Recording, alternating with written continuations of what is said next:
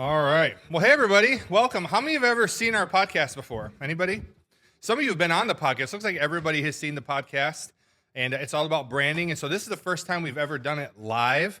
But we don't want it to just be a podcast. We want it to be educational and informative for you guys. So we not only want, but we expect your participation.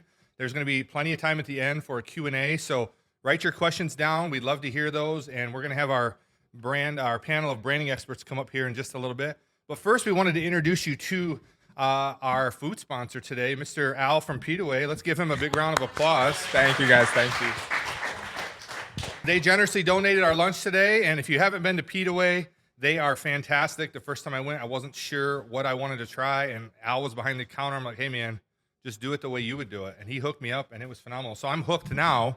So, Al, tell the audience a little bit about Pita. All right, first of all, I appreciate you guys for having me. I appreciate absolutely. the opportunity. So Pita first started in 2010 by our founder, Brandon. He started it. It was super easy to move up just because we're preaching the good service and this delicious food. So it's super easy to make everything happen just because we have, come on, come down, test it out, find out how good the service is. Absolutely. Well, tell them about the type of food that you guys serve. So we serve modern Mediterranean food with a authentic inspiration. So it's definitely got a twist. It's not the exact same as if you'd have it overseas, but it's very, very similar. And we do have a lot of different flavors in there, but it is fully customizable. So you come in, try something different, add whatever you like to it, make it however you like. We have over 1 million different customizable options, so you can just have it however you like it. And it's super easy to customize it, make your try something different, try something new. Well, I'll say it this way. I spent 2 weeks in Israel probably 15 years ago, and I wasn't a huge fan of Mediterranean food. Yeah. And so I was hesitant to try Pita because my experience with authentic Mediterranean food wasn't my favorite. And I would say this is 10 times more flavorful. I felt like it was very bland over there.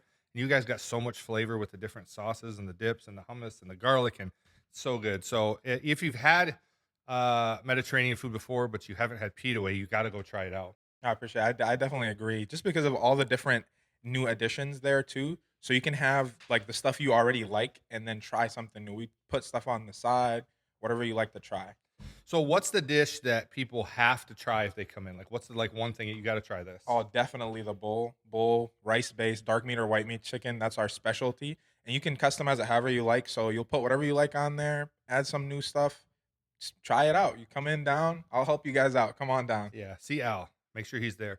Last thing I want to say, just tell the audience, give them, this is your chance to plug whatever. Tell them how they can find you physically, your location, as well as your social media channels, how they can stay connected and know what's going on at Pita. You can find us at 1201 East Main Street in Owasso, or you can follow us through any social media. We're at pitaway.com or Pitaway on Pitaway Michigan, Pitaway MI on Facebook. But just Pita on all social medias. We're on TikTok, Twitter, Instagram. Go through it. Everywhere. We're everywhere. Find out. We get all of our sales going on there, so you can come through whenever you want to. Yeah, right there across from Indian Trails. So go try them out. Al, thanks for coming on. Thanks for lunch today. Let's give Al one more big round of applause. I appreciate you guys for having me. Thank you so much. Thank you, man. I appreciate you. All right, so I'm going to bring up our panel here of our branding experts, and we're going to talk to you today about how to have a brand that stands out. And all of us that are here either own a brand, represent a brand, do the marketing for a brand. And so I'm assuming you're here because you're looking for unique and creative ways to make you stand out. As you see, we went to great lengths today to make sure this event is standing out, even with standees, right? And so it's kind of weird to walk in and see a life-size thing of yourself there, but I'm getting used to it. So we want to talk to you about how to build a brand that stands out in a crowded market. So let's bring our experts up here. Come on up here, guys. I'll introduce you one at a time as you guys come and sit down. I think they were waiting for a WWE intro. So first of all, we have our creative director, Bethany Kviz. Let's give her a little applause. Yeah. Forced clap there. And then we have our marketing director, Mr. Casey Lambert. And then the man whose title gets messed up more than anyone else's, but our director of digital operations, Dan Dameron. I got it right this time. Dan's very versatile, so he's moved his title a little bit from time to time. So as I mentioned, we want to talk to you guys today about branding, about how to have a brand that stands out in the crowd, how to have a brand that people remember, that people are loyal to, that people recognize, a brand that gets people excited, a brand that makes people want to visit your storefront or shop online, and a brand that tells your story. And so we're going to kind of look at it from different angles. Beth's going to kind of take the creative side of it, the logo, the fonts, those types of things. Casey's going to take the marketing side of it, and Dan's going to take the execution of it and how to really make this work. So I hope that you find this valuable. Again, we expect that you have questions. So if you have a question that you think of, write it down at the end. We're going to have a Q&A. And then and this will be your chance to be on the podcast as well. Some of you said, hey, can I come on the podcast? And the answer today is yes, you can be on the podcast as a guest. And then this episode will actually air next Wednesday. And so I encourage you to go see that, watch it, share on your social media. We're also producing a number of clips. You might make it into one of those clips. And so it'll be an exciting way for you guys to get involved. So Beth, let's start with the foundation. The foundation of a brand. When people think of a brand, they think of the logo. And we understand that the logo itself is not the brand. But I want you to talk a little about the visual elements of the brand, the aspect, the logos, the colors, the fonts. And when you think of a brand that stands out, what are some of those elements that really make it pop? Okay, so I would say the very most important thing is that a brand represents your business. So you want your colors, you want the fonts that you use. They all have personality, and you can look at a light blue, and it's going to feel a little bit different than a dark slate color. And so you want to pick colors that are going to represent your brand. So that's the most important thing. You want it to feel like you. We have SLH here, and he's going to use darker, more masculine colors than somebody maybe like Corey Shook, who is trying to be a little bit brighter and out there and getting to a broader audience. So you just want to make sure you're paying attention to the colors that you're using, because it really, really is going to represent who you are. So I would say, first and foremost, you want to have a logo, colors, and fonts that follow your personality of your brand. Yeah, and I think like as we noticed with this game, you guys can see a logo, and a lot of those logos didn't even have a word. They just had a brand mark, and you were able to recognize it because of a story they've told, because of a product that they've used, because of consistency in what they offer. And I will tell you, we've been doing this for 10 years, and it's amazing to me how many businesses have 6, 7 different variations of their logo, different colors, different fonts, low resolution, high resolution. And maybe you think those things aren't important, but we live in a visual world. People are looking for you on social media. And one way they find you is by seeing that recognizable logo. So if your logo is all over the place and it doesn't really have a good visual representation of what you do, then that's something worth looking at. So Beth, how important are things like, you talked about the brand mark itself, you gave an example of a very like rugged, welding, steel fabrication brand versus like a real estate brokerage that's 95% females and has a little bit more soft tone, a little more colorful, a little more fun. So they both have a good representation. Those just happen to be two logos we had the chance to be a part of making. So those were easy for us to do. But how important would you say are like the fonts and the color palettes and all of those things along with the brand? So kind of going off of what I just said, it basically, if you look at a font, it has a personality. You can tell me that if you look at a script font, you might think that's a little bit more girly, or it feels like it should go for a wedding, or maybe photography or something like that. So your font has a personality, and people are judging your font and your colors and your logo first thing before they even get to see you. So you want it to represent what you're selling and what you are. Let me start that over. So you want it to represent like who you are, your culture, and what you're selling. It's very important that you are picking colors that feel right to you. So if you are somebody who's an owner, you want your heart and soul is going into this business. So it has to be colors that you feel comfortable representing as well. So that's something to think about. As the entrepreneur, your brand is a reflection of you. You are in a way the brand, and so it's okay. And I would say even recommended that you bring a little bit of your personality into the brand and make sure that people are able to recognize it that way. So then Beth, kind of round off this part here. What is a critical mistake that you see a lot of businesses make when it comes to their logo and their colors and their fonts? It's definitely consistency. I think that one mistake we see a lot is people are using a logo that was made 10 years ago, and then one that doesn't look anything like that somebody at their office decided to upgrade, but they still are using the old one. And sometimes we're using fun, bright colors because that's in trend. So not being consistent is a huge, huge mistake. The reason you recognize all of those brands that were just on screen is because they're so consistent. Yeah. McDonald's is, you're seeing red and yellow. As you see red and yellow, you can't help but think of the golden arches. Starbucks sticks out so strongly because they're constantly using that green.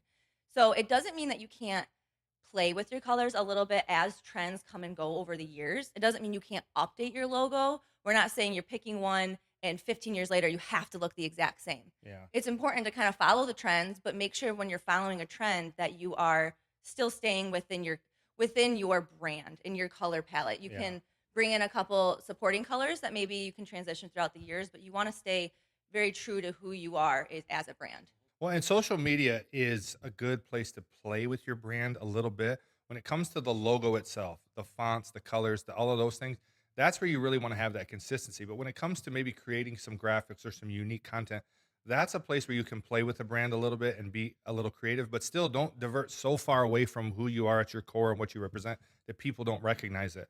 I'm compelled to share this, that American Express recently did a study that said that more than 80% of people look online before they shop somewhere, before they eat somewhere, before they stay somewhere, before they visit somewhere. We all do that, right? Restaurants near me, you know. And then out of those 80%, which that's a pretty easy to believe statistic, more than 50% of those people will actually book online, buy online, shop online, make an appointment online if that's an option. So that tells me as a business owner that more than 50% of people that are finding me online are making their decision about me before they ever even called, before they ever came and visited my location, got to meet my friendly staff, got to see the vibe of my space. Doesn't matter. They're making their decision based on what they saw online. So if your brand is hard to find and all over the place and doesn't stand out from the crowd, people are moving on. You're leaving money on the table. And so, man, there maybe was a day where this stuff wasn't as important, but I think in 2025, these things, these visual elements of your brand are more important than ever. Dan and Casey, you guys have anything you want to add to that in terms of the colors and the brand and the logo and that kind of stuff? Yeah. Yeah. So, hi, Casey. I'm the bane of Beth's existence because as a marketing director, I'm the one responsible for, booking everything on all the different platforms, all of our advertisements, anything we do on social. But in the course that Beth and I have been working together, she's been training me also as a graphic designer. And it's amazing when she talks about the psychological aspects of colors. So that blue that you see in our brand out logo is actually our alternate blue for AZEE.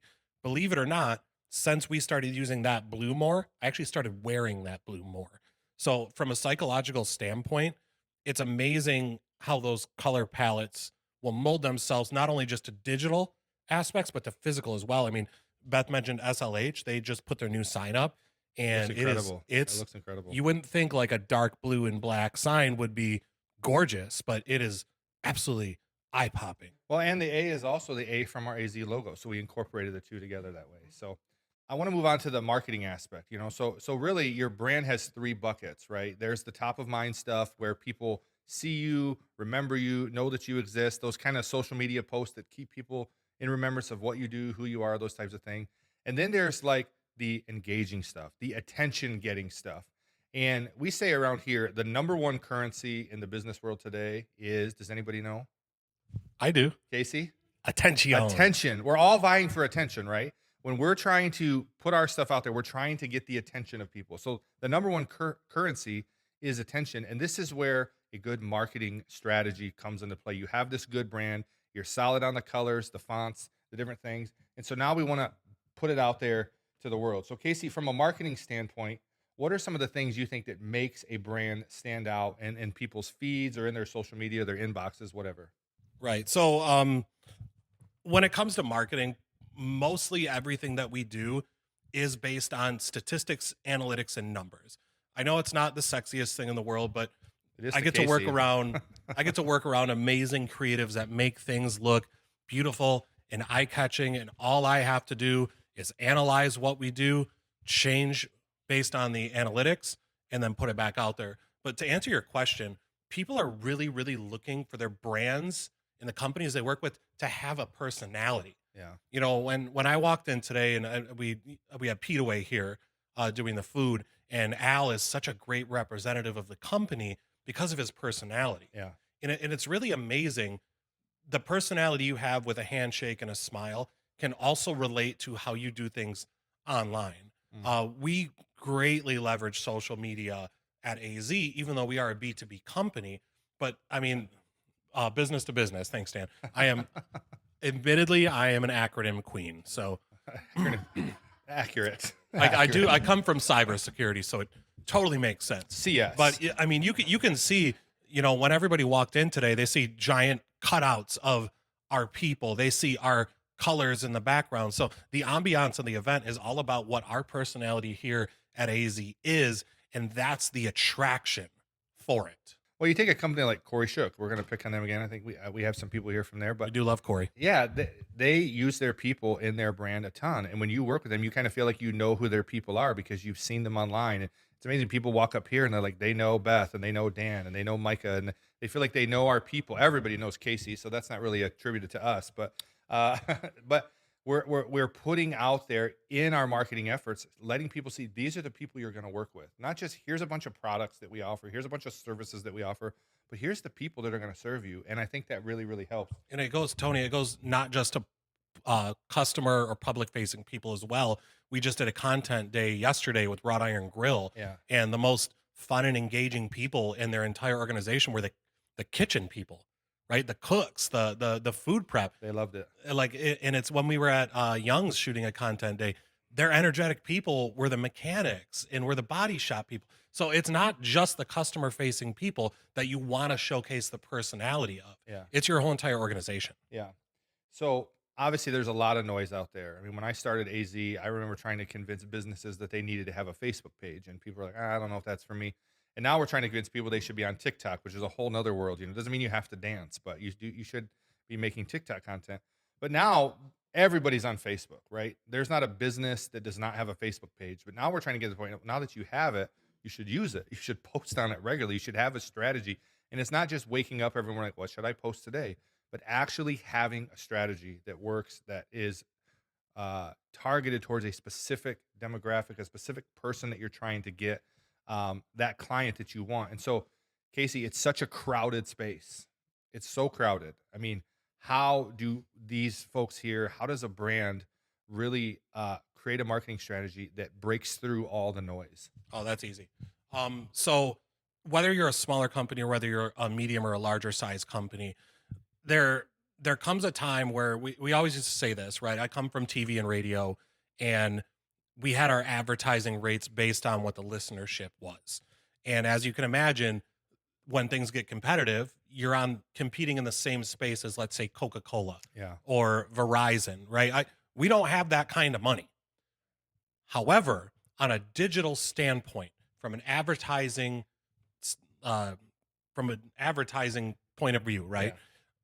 Your pay-per-click on meta-based advertising averages between, and I'm not kidding, 3 and 13 cents nationally per click. People are massively underutilizing social media for advertising, right? We put stuff up, we post things, and we hope that it gets good organic reach. And whether your good organic reach is it reached 20 people or it reached 20,000 people, that's neither here nor there. Advertising allows you to not only reach a wider audience in the exact, I'm not kidding, neighborhoods that you want, but it also allows them to take what's called a call to action, which is they visit your website, they go directly to your contact form, they call you directly. Right. All of that stuff is trackable. You can now see if your advertising is working in real time versus, say, a billboard or a radio advertisement. Yeah. So I think advertising is massively underutilized. Well, let me say, the days of organic reach on meta platforms, meaning Facebook and Instagram, are probably mostly gone. Okay. How many of you are frustrated because you make a post, you think it's great, and it gets like 100 views? Anybody there? Like, man, I did all this work.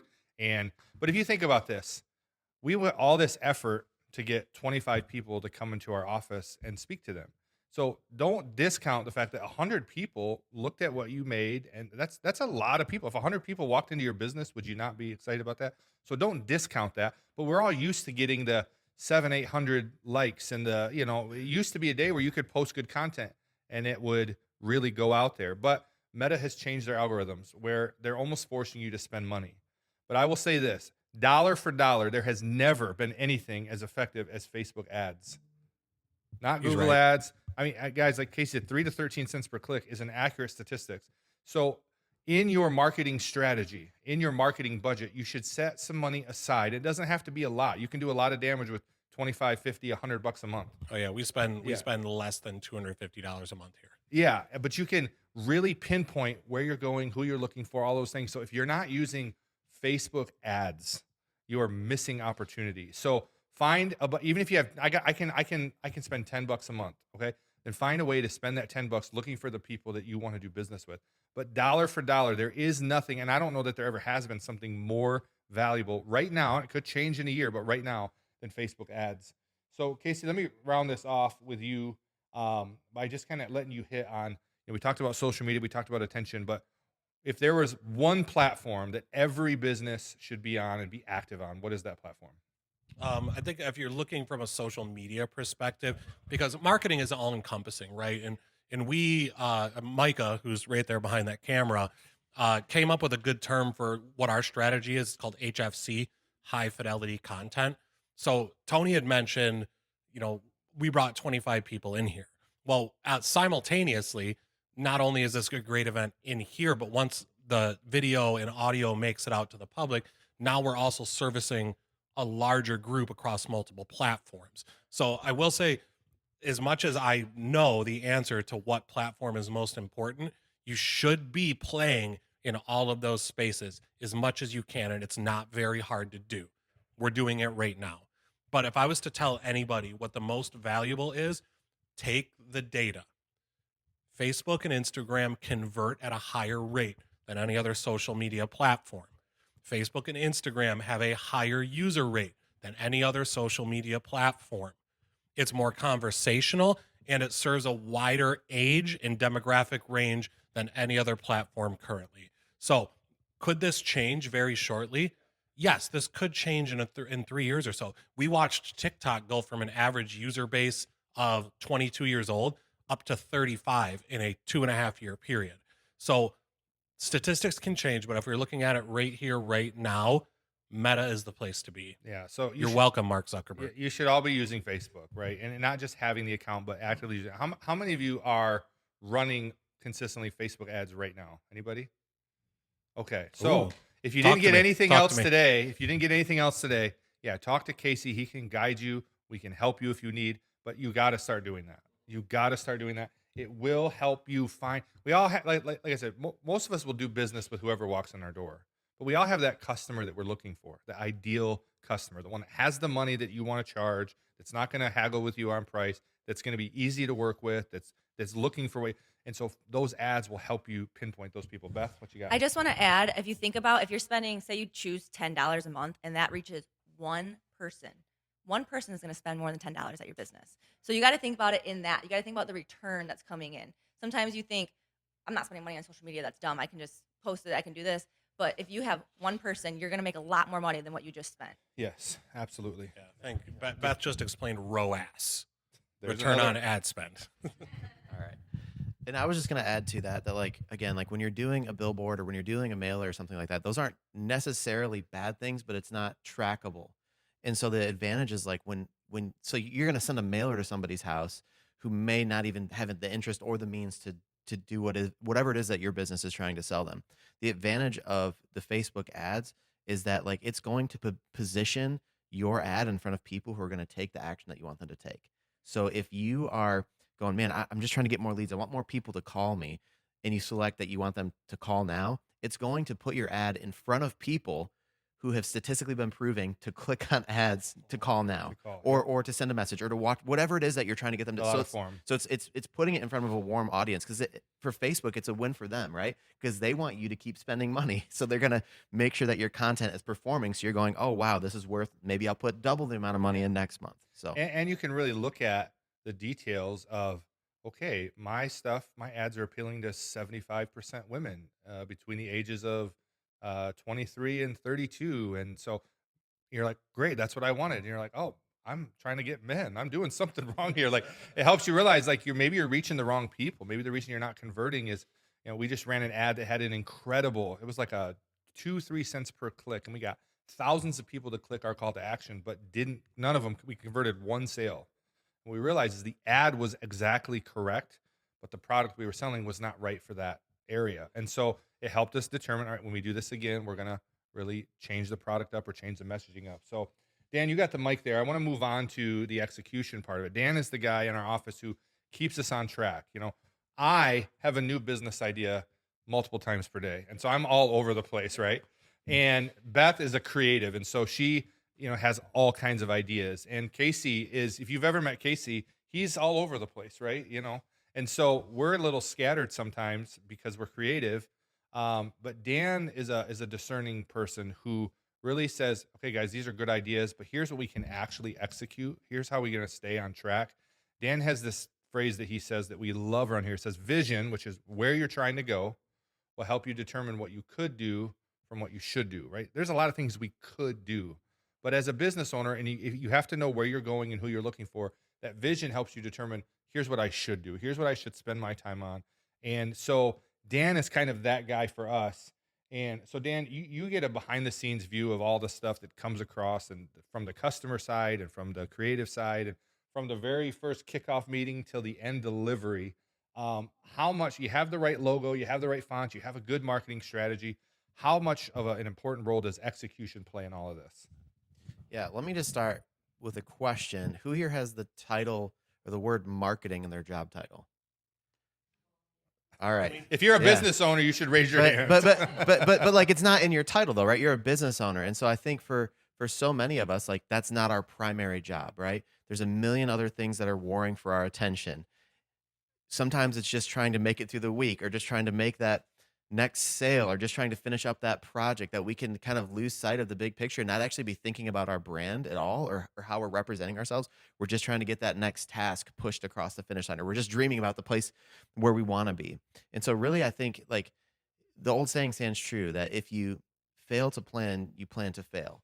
And so, like, in terms of execution, like, setting aside time to think about your brand and how you're going to tell your story and how you're going to reach your target audience, like, that has to be an actual part of your calendar somewhere. Yeah.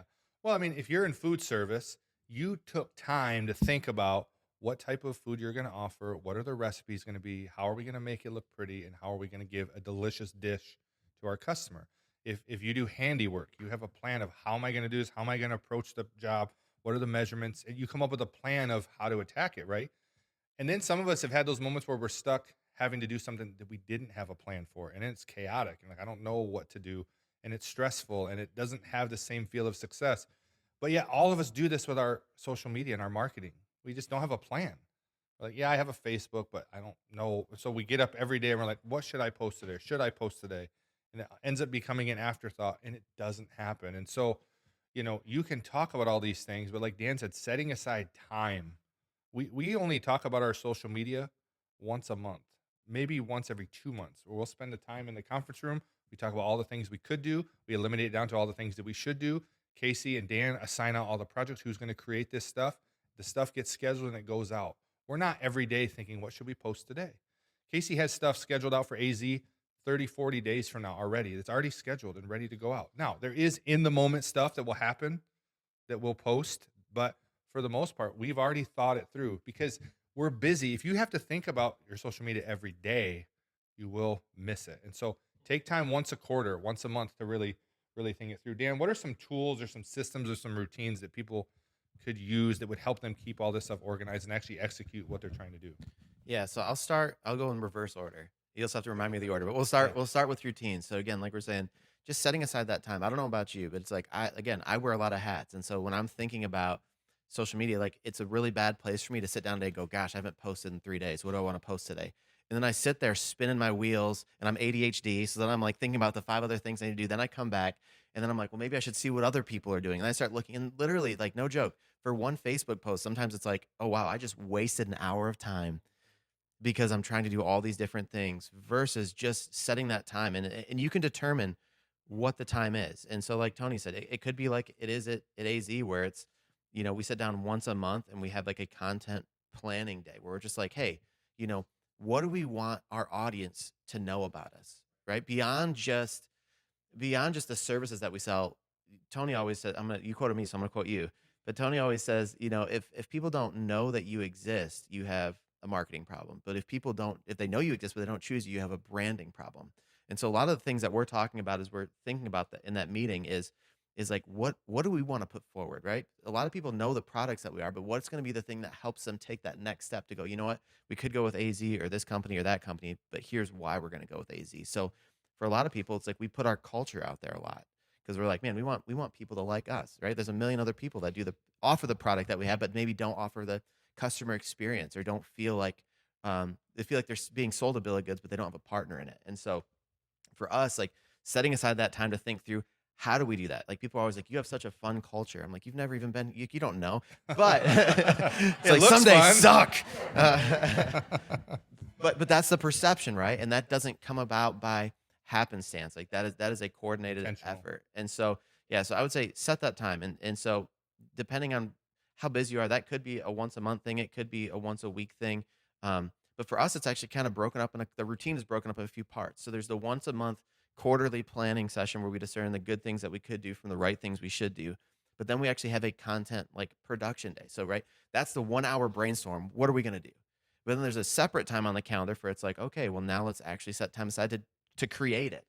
And there's another time to schedule it. And you might be going, well, gosh, that sounds like a lot.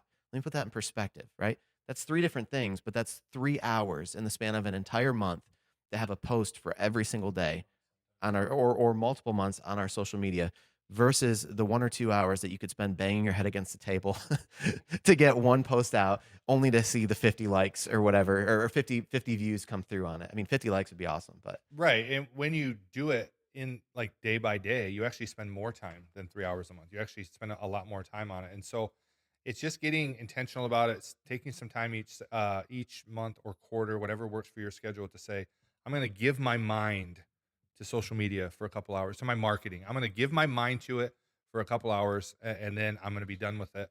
And Just like to Tony, just to add on what Dan was saying, it's so crucial when we think about it.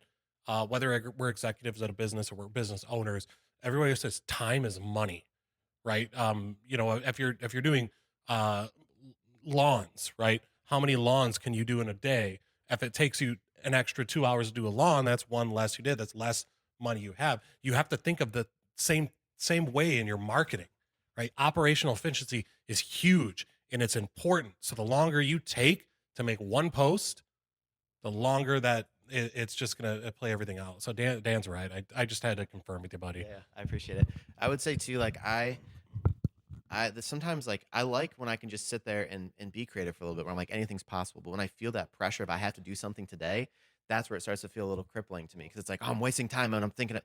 And so for me, being able to just break it apart into digestible sections of like, I'm going to brainstorm in this section. Now we're actually going to produce it. And that, if you have a team, that can bring other people in. So you don't have to be the person to execute everything. You also don't even have to be the idea person. You can bring other people into that. That's what we do here. None of those parts are just one person.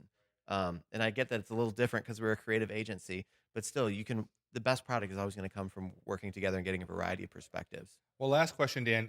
We've had the privilege of helping a ton of brands launch and a ton of brands take the next level. From your perspective, what are the things you think what's the separator from the ones who really end up standing out and doing well versus the ones that fizzle out? Well, I see your ADHD is just like mine. I hit the routine. What are the other 2 parts of the last question? Oh, I'm sorry. Just some tools or systems they could use. Yeah. So a great system would just be some sort of calendar. It could like planning out your posts. So that could be a Google Sheets where you have a calendar there. It could be your actual Google Calendar. It could be Canva. They've got a planning calendar on there. But to actually take and put stuff on those different days. And then as far as the last part of it, the tools, I would say Canva is your best friend. Like and ChatGPT. Yeah, like it used to be a day where we would spend so much time trying to manage social media accounts because we're having to create graphics from scratch and we're having to think of captions. Like I remember that, like trying to write captions for other people would drive me nuts, and then only to submit it to them, they're like, "Oh, that's not what we were hoping for." So now it's like. So now with a Canva account, you can pay $10 a month and you've got unlimited graphics. You don't have to be a designer. You can load your colors in. So when you tap that graphic, it loads in your colors in your fonts. And so like it takes so much time out of it that even a non-creative person can be very productive in that sphere. And then in ChatGPT, a simple prompt of, give me an engaging social media caption on these 5 services and like it'll give you emojis and all. And again, and that's a free resource. And so I would say definitely both of those things. I think the last thing that people often don't think about too is like maybe you're going, yeah, I don't have the margin. I don't have the desire to do anything with creating graphics or whatever. Well, on social media right now, images like pictures are actually performing really great. Second to video content, pictures are awesome. And so, like for instance, at the church that I pastor, when we started, we brought a photographer out for one Sunday, and we paid her a few $100 or whatever. But that gave me all of my social media content for literally 3 months because like she got pictures of people shaking hands in the lobby, she got pictures of people hugging, she got pictures of the band playing and people speaking, and it was like, oh wow, I just bought back so much time just from having somebody come and take some pictures for me. Yeah, absolutely. Okay, then. So Back on track. Back on track. Keep us on track, Dan. That's what I'm here Just for. just real quickly, what do you think? In terms of what with all the brands we work with, what do you think are the things that make the ones stand out versus fizzle out? Yeah. I'll say vision, right? Like that clear conviction, that clear end in sight, because things are going to get tough, right? We're going to have economic downturn. And if we forget our why, we're just going to start floundering and we're going to jump ship. I mean, we live in a small town where we see that a lot, right? The commercial real estate here is really affordable. So a lot of people like to dip their toes into it because they're like, I like baking cookies. I could open a cookie store or fill in the blank here. But then it's like, if you don't have a vision for it, if it's not a conviction, if it's not something that you feel like you have to do, then it's going to fizzle out. And so there's 3 words I like to think of in this term, and that's conviction, construct, and culture. Right. So conviction meaning like the thing that you're doing, you're like, I have to do this. I believe this in the pit of my soul that this is the thing that I'm supposed to be doing, that this is the product that I'm supposed to be selling. But then you also need the construct, right? How am I going to reach people with this thing? Like, what is my strategy for reaching people? But then you have to build the culture around it too, right? And so you remove any one of those, right? If you've got the conviction, I have to do this, and you got the construct, here's how I'm going to do it, but your culture sucks, like nobody wants to be a part of that. Or on the flip side, if you've got the construct, right, here's how we're going to do it. You've got the culture, yay, we're excited to do this thing together. But you don't have the conviction. Again, when stuff gets tough, it's going to fall out. And so conviction, construct, and culture, I think, are the 3 things. Alliterated, like a Baptist preacher. Thank you. So, guys, we want to be very respectful of your time. And so we're here. We love talking about this stuff. We could talk forever. So if you want to stick around after, we're happy to answer any questions. We're going to give you a chance to ask some questions right now. But, takeaway is if people don't know you have a marketing problem. If people don't know you exist, then you really need to focus on some marketing efforts. If people don't choose you, you have a branding problem. So like, hey, everybody knows I'm here, but I'm still not getting customers. Then something's wrong with your brand. And so knowing where you should go and put your effort towards is a big part of it. And so again, we're always happy to talk about this stuff and help kind of delineate the difference between branding and marketing and how they work together. But Casey's gonna take the mic. We have a little handheld. We're gonna pass it around. We're just gonna have you hold it with 2 fingers and just kind of put it up to here and ask your questions. Jordan will actually have you on film, so you're gonna be on camera. If your question is good. They say there's no such thing as a bad question. I disagree, but no. Ask away. Ask away. We want to hear from you. And then if you have it for someone specific or just for the panel, let us know. So who's got the first question?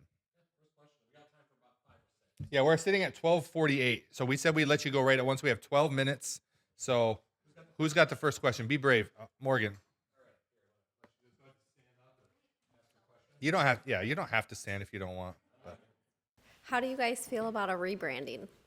Ooh, who wants to take this one? Beth. It's me. Okay, I think that a rebrand is a really wonderful thing to do if it's right for your company. So I know I've used SLH a few times, but he's sitting in front of me, and we just did a rebrand for them. So they had somebody else take over. That's a great time when you have a fresh start. But what he wanted to do was give a nod to their very first logo. So I don't know if this is this is like a grandpa that started this.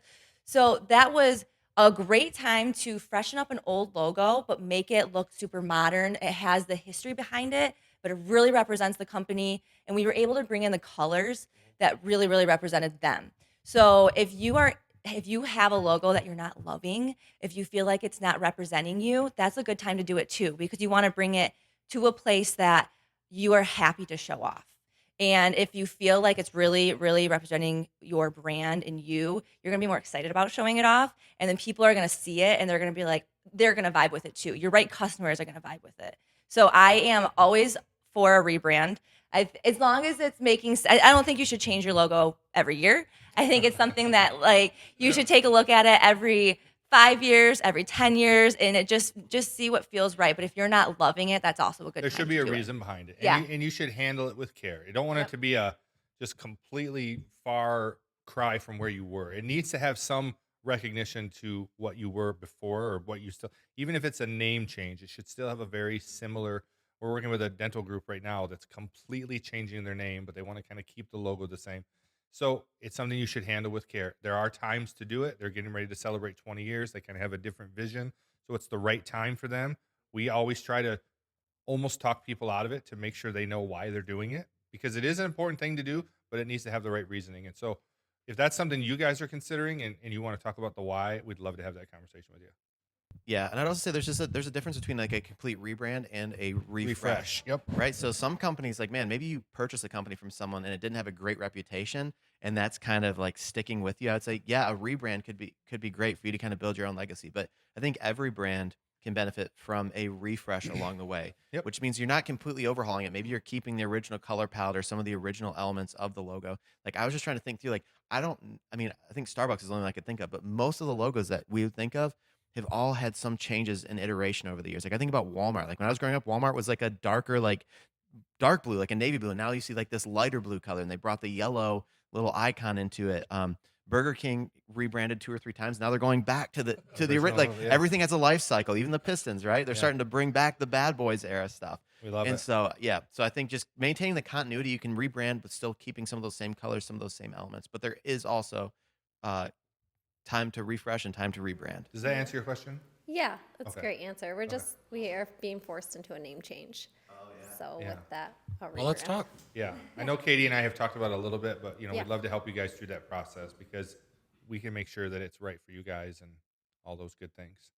Yeah, thanks, Morgan. Who's got next question? He was next right here. Go ahead and pass it up to the front. So you guys touched on maybe just spending a little bit of money, $10 a month on Facebook ads or whatever. But is there like a monetary target that you would shoot for, such as a percentage of gross sales for marketing to set aside and allocate? Excuse me. You're okay. You got that, Katie? Oh yeah, I got this. I got this. So thanks, Brandon. And this is actually, so statistically speaking, it's always recommended between 3 and 10% of your annual revenue for your total marketing budget. So if we look here at AZEE, a majority of our marketing budget is actually taken up in my salary. So Marketing but director. that makes sense, right? We have a Casey said I need a bigger marketing budget. I said, do you want to decrease in pay? But to put that in perspective, when you're an organization that has a marketing department or seat, that should be part of your calculation for what it is. If you're a solo op business or you don't have that seat, then that's not in your marketing budget. So you have more in your bucket of advertising or what we call asset creation, which is what Best Department is all about. But from that 3 to 10% of your annual revenue, you actually typically want to spend anywhere between 10 and 20% on advertising. So advertising would be, like we said, social media ads, Google ads. YouTube is one of my new favorites. YouTube advertising is fantastic, or billboards or radio or TV. Even like sponsoring Little League baseball teams is something that should be in your line items for your marketing budget. So work that back, Brandon, and I think you'll come upon the answer of what you want to do. Or if you don't have those numbers, like Beth said, play around with $25 a month, play around with $50 a month, because your return on ad spend could be astronomical compared to what you spend. We have a friend company that Lockhart's Authentic. They're a men's grooming company, as you can see here, right? But he spends close to $10,000 a month on advertising globally. Now his return on ad spend is 3 to 1. So every $10,000 that he spends, he makes $30,000 back. So I hope that does that answer your question. You guys have anything to add on that? No, I would just say, whenever you're going to run an ad, especially on social media, know who you're looking for, and then look at the analytics. It might take a month or two to figure out where you want to point that thing, but play around with it, play with the different tools, and any marketing expense should not be an expense. It should be an investment that has a return. So if you find that I'm not getting anything from it, either you're not tracking it right or you're doing the wrong thing. So, all right, I think we have Yeah, time for great one question. or two more. One Yeah. or two Next more. question. Anyone else? Who had your hand down here, Christy? All right, Christy from Bang & Bulls. So going back to Beth, how you had talked about including your employees, like how Corey shook, or maybe it was you that had said, all their girls, we notice them, we recognize them. For myself, I don't know if, I guess I'm asking your opinion, if it would be wise or not for me to do that, because I have kind of a revolving door sometimes. I have girls that are in college, come back for a little bit, and then leave for break and stuff like that. So what would I your advice think be? that I still encourage that you should, because they all have fun personalities, especially that age demographic might be really fun on TikTok. And it would be great to push them out there. And then when they leave. And then you have someone else to come in. It's still going to show your atmosphere and how much fun they're having with each other at your business and their customers. So I would still encourage to do it. Yeah. And I think including them in marketing or social media, like ideas, because For obviously sure. they're on TikTok more than I am. For but sure. And believe it or not, actually, there's a fringe benefit to that as well. When you feature your people more in your content, it actually builds up morale, and you have a much higher chance of retaining that employee.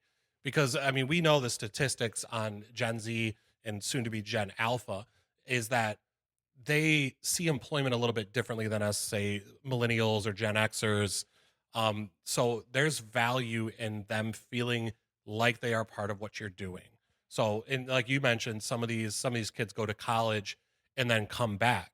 Like there's value to you in that. So feature them because their personalities are awesome. It'll help retain them. Yeah, and then I would just add too, like it sounds like they're probably your target demographic of the employees that you want to hire, and so putting that out there helps people see your content and goes, I "Oh wanna work man, there." I'm back from school. I could get a job there. I see lots of people that look like me working there." Yep. So And if you look like us, we're hiring. So.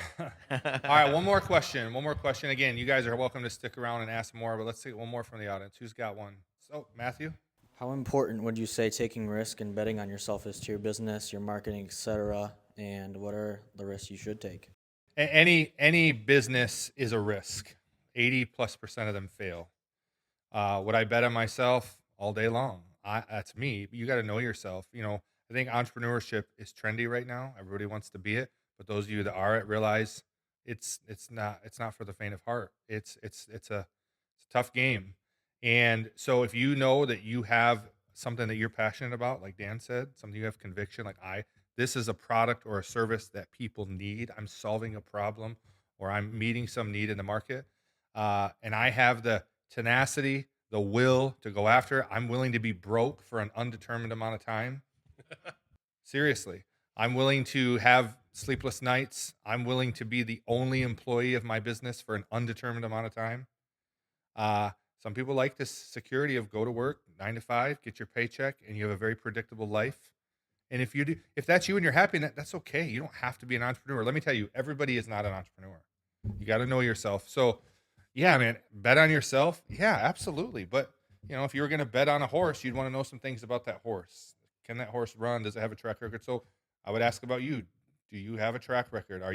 Have you shown that tenacity in other areas of your life? Are you willing to go through those things? And if you just want to be that because you saw someone else on Instagram that inspired you or made you think that was cool or I could do that, I'm always say go try, especially at your age. Man, this is the easiest time of your life to be broke. Go try it. Man. You got no kids, no wife, but put yourself out there. Go eat ramen and live off the seriously, man. Live with your parents, do the whole thing and try it. It's the least amount of risk you're ever going to experience.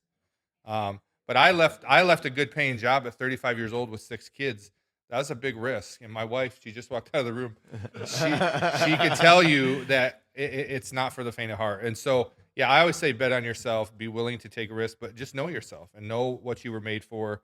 And we're right at 1:00. So let me have one thought. Go ahead, Dan. I'll say, bet on yourself if you have that conviction. Because, like, for instance, a lot of people who are like, I want to start a business, they love the idea of, man, I see Tony. Tony's got control over his schedule, and he's got all this flexibility. And so they like the flexibility component. But I'll be honest, Tony's told me his story before of why he started AZEE. And, like, man, I was sick of not being able to be with my family and all that stuff. And I'm like, you work more now than you did at your old job. But yes, he does have the flexibility, but he also has literally 3 times the amount of work that he had at his last job too. So you got to Yeah. be okay with that. You got to too. know if you can do it and if you're going to like it and if you're going to stick with it. And remember, if people don't know you, you have a marketing problem. If people don't choose you, you have a branding problem. So what are the issues you're experiencing that you need help with?